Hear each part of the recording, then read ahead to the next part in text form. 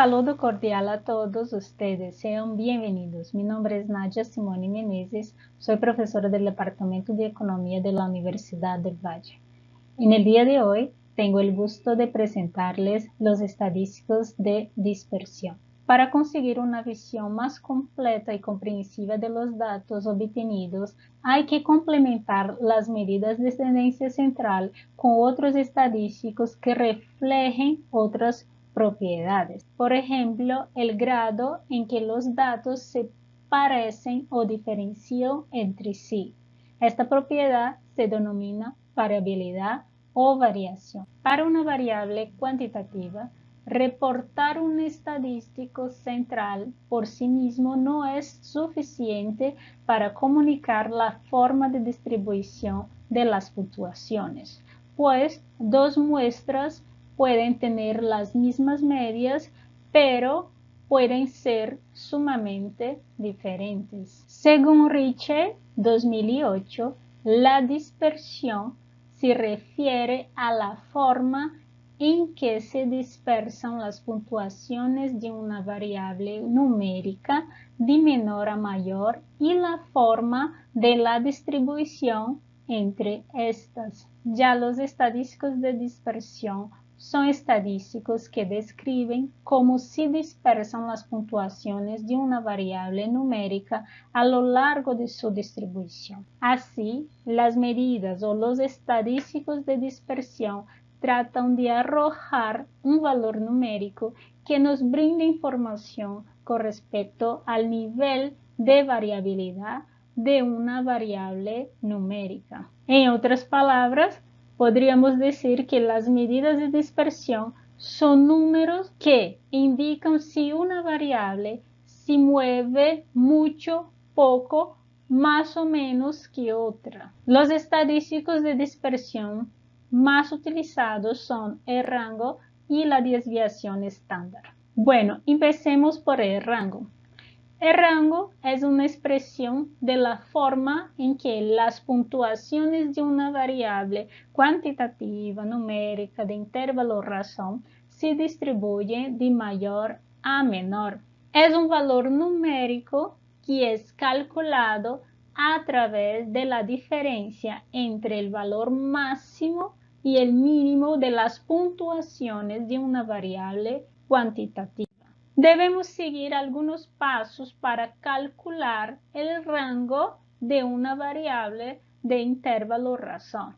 El primer paso consiste en ordenar las puntuaciones de la distribución de menor a mayor. En el segundo paso, debemos identificar las puntuaciones mínima y máxima. Y en el último paso, calculamos el rango a través de la resta entre la puntuación máxima y la puntuación mínima. Veamos un ejemplo. Supongamos que X se refiere a la edad y tenemos la siguiente distribución de las puntuaciones de las edades. Siguiendo los pasos para calcular el rango, nosotros primero empezamos por ordenar las puntuaciones desde la menor hacia la mayor. Luego identificamos las puntuaciones mínima y máxima. En nuestro ejemplo, la puntuación mínima fue de 20 años y la máxima de 43 años. Y por último, calculamos el rango. Restamos la puntuación máxima de la puntuación mínima. En nuestro ejemplo, la puntuación máxima fue 43 y la mínima 20.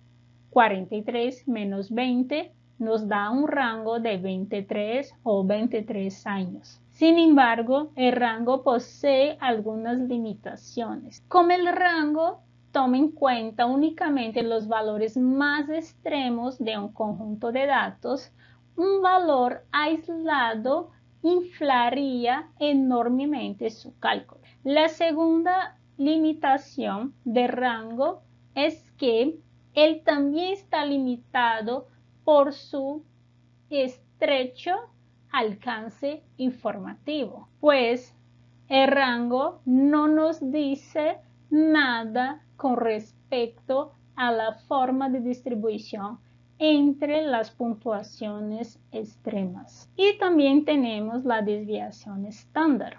La desviación estándar básicamente ayuda a describir la forma en que las puntuaciones de una variable numérica se dispersan por la distribución en relación con la puntuación media. Para una variable de intervalo razón, la desviación estándar puede ser calculada determinando qué tan alejada está cada puntuación de la media, o sea, cuánto se desvía la media.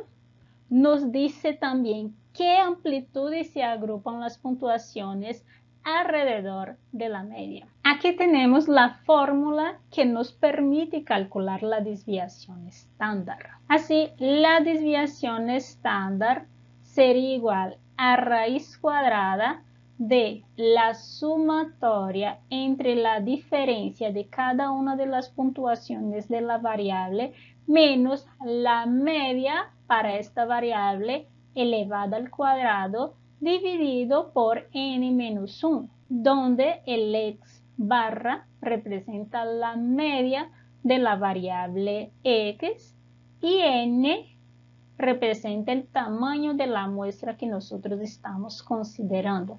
Como veremos a continuación, la desviación estándar puede ser entendida como siendo la raíz cuadrada de la varianza. Para calcular la desviación estándar, nosotros también debemos seguir algunos pasos importantes.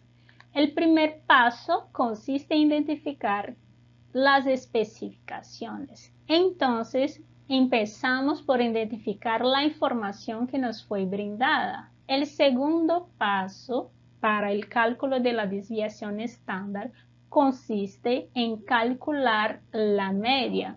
Nosotros calculamos la media porque la desviación estándar está diseñada para medir la dispersión alrededor de la media. En el tercer paso, nosotros calculamos las puntuaciones de desviación, que determinará qué tan alejada está la puntuación de cada individuo en relación a la media. Cuando una puntuación x es mayor que la media, esto nos indica que la puntuación de desviación resultará un valor positivo, indicando que la puntuación x se encuentra a la derecha de la curva de distribución. Por otro lado, cuando la puntuación x es menor que la media, esto nos indica que la puntuación de desviación resultará en un valor negativo, indicando que la puntuación x quedaría a la izquierda de la media. En el cuarto paso, debemos sumar las puntuaciones de desviaciones. Esta suma siempre será igual a 0, obviamente considerando el error de redondeo. En el paso 5, elevamos al cuadrado las puntuaciones de desviación y sumamos para obtener la variación de la suma de cuadrados. En el paso 6, dividimos la suma de cuadrados entre n-1 para ajustar el tamaño del error de la muestra. Así como el rango, la desviación estándar también tiene algunas limitaciones, como la desviación estándar se calcula a partir de la media, al igual que esta, se infla por valores extremos. La segunda limitación consiste en cuando utilizamos una distribución sesgada en la que pocas puntuaciones se extienden en una dirección. En este caso, la desviación estándar puede ser muy confusa. La varianza es básicamente la variación promedio de las puntuaciones en una distribución, o sea, la media de suma de cuadrados. Nosotros podemos calcular la varianza a través de la siguiente especificación, en donde tenemos la división entre las sumas de los cuadrados dividido entre n menos 1 y a través de esta fórmula logramos obtener la varianza para una muestra. Por ejemplo, tenemos el siguiente conjunto de datos que representa la calificación en un determinado parcial para 4 individuos, siguiendo los pasos para calcular la varianza. En el primer paso, calculamos la media para este conjunto de datos. Aquí obtenemos un valor igual a 4. En el segundo, debemos calcular las puntuaciones de desviación, así que seleccionamos el valor de cada puntuación y restamos de la media para el conjunto de datos. En el tercer paso, elevamos al cuadrado las puntuaciones de desviación y sumamos para así poder obtener la variación de la suma de los cuadrados. En nuestro ejemplo, elevando al cuadrado y luego sumando, obtenemos una variación de la suma de los cuadrados igual a 6. En el paso 4, dividimos la suma de los cuadrados entre n menos 1 y así obtenemos una varianza igual a 2. Nosotros también podemos calcular la desviación estándar a partir de este ejemplo. Cuando sacamos la raíz cuadrada de la varianza,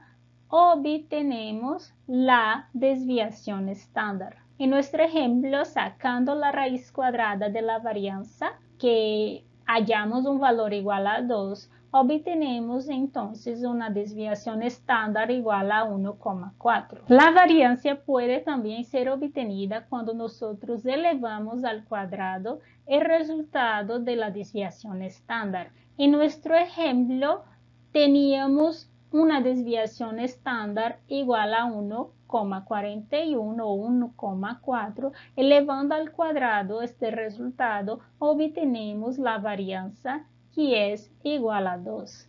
Muchas gracias por su atención.